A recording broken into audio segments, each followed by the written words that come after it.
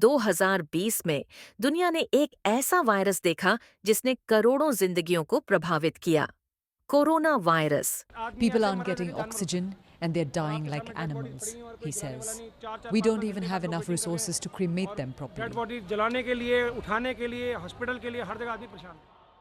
Corona virus ने हमें ये सिखाया कि बीमारी की अनदेखी करना कितना खतरनाक हो सकता है।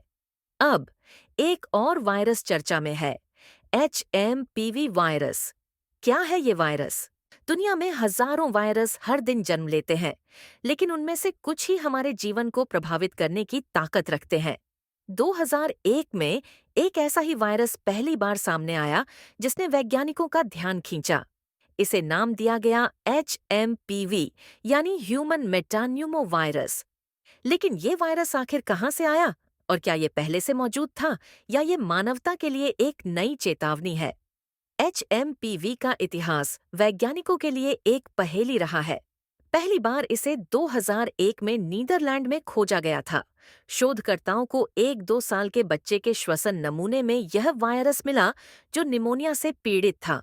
DNA परीक्षण से यह पता चला कि यह वायरस पहले से ही इंसानों में मौजूद था, लेकिन हमें इसका पता लगाने में लगभग 50 साल लग गए।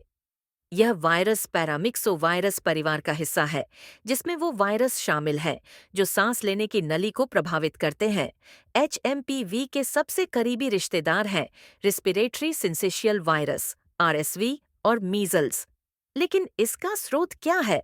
शोधकर्ताओं का मानना है कि यह वायरस पहले पक्षियों में पाया गया था और फिर म्यूटेशन के जरिए इंसानों में फैल गया। वायरस का यह यात्रा प्राकृतिक इकोसिस्टम और मानव संपर्क का परिणाम है।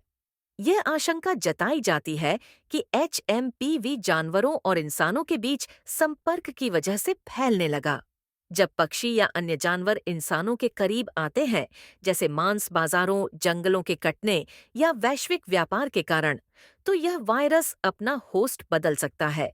हालांकि HMPV को 2001 में खोजा गया, वायरस 1950 के दशक से ही इंसानों में मौजूद है। उस समय विज्ञान और मेडिकल उपकरण इतने उन्नत नहीं थे कि इस वायरस का पता लगाया जा सके। अब सवाल यह है कि यह वायरस कितना खतरनाक है। HMPV मुख्य रूप से बच्चों, बुजुर्गों और कमजोर इम्यून सिस्टम वाले लोगों को प्रभावित करता है।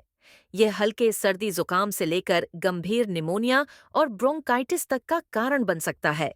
हालांकि यह वायरस कोरोना जैसी वैश्विक महामारी का रूप नहीं ले पाया, लेकिन इसका उभरना हमें यह सिखाता है कि हमें प्रकृति के साथ सामंजस्य बिठाने की जरूरत है।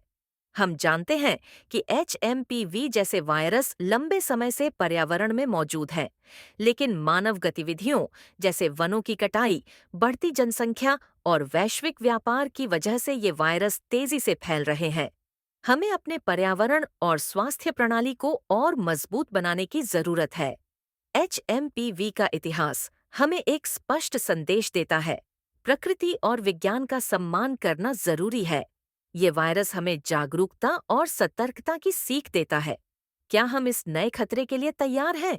इसका जवाब हमें अपने फैसलों और अपनी तैयारियों से देना होगा।